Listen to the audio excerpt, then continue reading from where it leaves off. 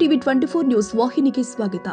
ಸವಣೂರು ತಾಲೂಕನ್ನ ಪ್ರತ್ಯೇಕ ವಿಧಾನಸಭಾ ಕ್ಷೇತ್ರವನ್ನಾಗಿ ರೂಪಿಸುವುದು ಸೇರಿ ತಾಲೂಕಿನ ಸಮಗ್ರ ಅಭಿವೃದ್ಧಿಗಾಗಿ ಹೋರಾಟ ನಡೆಸುವ ಕುರಿತು ಪೂರ್ವಭಾವಿ ಸಭೆ ಸವಣೂರಿನ ದೊಡ್ಡ ಹುಣಸೆ ಕಲ್ಮಠದಲ್ಲಿ ಶನಿವಾರ ಜರುಗಿದೆ.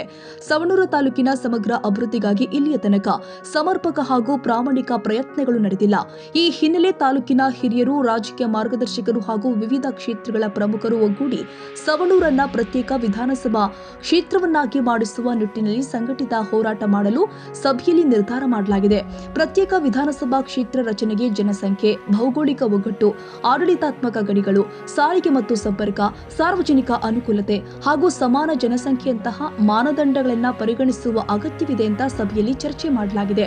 ಲಭ್ಯವಿರುವ ಅಂಕಿಅಂಶಗಳ ಪ್ರಕಾರ ಸವಣೂರು ತಾಲೂಕಿನಲ್ಲಿ 1,61,521 ಜನಸಂಖ್ಯೆ, 537 ಚದರ ಕಿಲೋಮೀಟರ್ ವಿಸ್ತೀರ್ಣ ಹಾಗೂ 65 ಗ್ರಾಮಗಳು ಇದ್ದು ತಾಲೂಕಿನ ವಿವಿಧ ಗ್ರಾಮಗಳ ಅಭಿವೃದ್ಧಿಗೆ ಹಲವು ಮೂಲಭೂತ ಸೌಲಭ್ಯಗಳ ಅಗತ್ಯವಿದೆ ಎಂದು ತಿಳಿಸಲಾಗಿದೆ.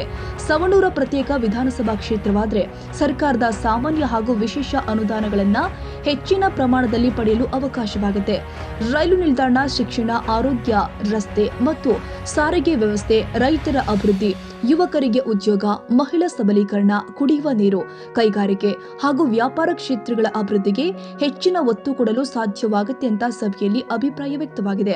ಸಭೆಯಲ್ಲಿ ಶ್ರೀ ಮಣಿಪ್ರ ಚನ್ನಬಸವ ಮಹಾಸ್ವಾಮಿಗಳು ಹಾಗೂ ಅಡವಿ ಸ್ವಾಮಿ ಮಠದ ಶ್ರೀ ಮಣಿಪ್ರ ಕುಮಾರ ಮಹಾಸ್ವಾಮಿಗಳು ಸಾನ್ನಿಧ್ಯ ವಹಿಸಿದ್ರು. ನ್ಯಾಯವಾದಿ ಎಸ್ಪಿ ಪಾಟೀಲ್ ಅಧ್ಯಕ್ಷತೆ ವಹಿಸಿದ್ರು. ಬಿಎಂ ಪಾಟೀಲ್, ಎಸಿ ಹಿರೇಮಠ್, ಕಾರ್ಯದರ್ಶಿ ಪರಶುರಾಮ್ ಇಳಿಗೇರ, ಬಾಬಾ ನಸಾಬ್ ರಾಯಚೂರ, ಎಸ್ಎಸ್ ಕುರಿಶೆಟ್ಟರ್ ಸೇರಿ ಹಲವಾರು ಪದಾಧಿಕಾರಿಗಳು ಹಾಗೂ ಪ್ರಮುಖರು ಉಪಸ್ಥಿತರಿದ್ದರು. Raviraj Sanshi, Haveri, TV 24 news.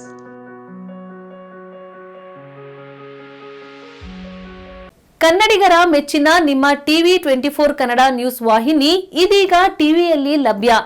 ಕರ್ನಾಟಕ ಮತ್ತು ದೇಶ ವಿದೇಶದ 360 ಡಿಗ್ರಿ ಸುದ್ದಿ ಹಾಗೂ ಉತ್ತರ ಕರ್ನಾಟಕ, ಬೆಳಗಾವಿ, ಬಾಗಲಕೋಟೆ, ಧಾರವಾಡ, ಹಾವೇರಿ, ಗದಗ, ಬಿಜಾಪುರ ಜಿಲ್ಲೆಯ ಕ್ಷಣ ಕ್ಷಣದ ವಿವರವನ್ನ ಪಡೆಯುವುದಕ್ಕೆ ಟಿವಿ 24 ಕನ್ನಡ ನ್ಯೂಸ್ ವಾಹಿನಿಯನ್ನ ಲೈಕ್ ಮಾಡಿ, ವಿಡಿಯೋಗಳನ್ನ ಶೇರ್ ಮಾಡಿ, ಕಮೆಂಟ್ ಮಾಡುವ ಮೂಲಕ ನಮ್ಮ ವಾಹಿನಿಗೆ ಸಹಕಾರ ನೀಡಿ ಮತ್ತು ಚಾನೆಲ್ ಅನ್ನ ಸಬ್ಸ್ಕ್ರೈಬ್ ಮಾಡಿ. Thank you.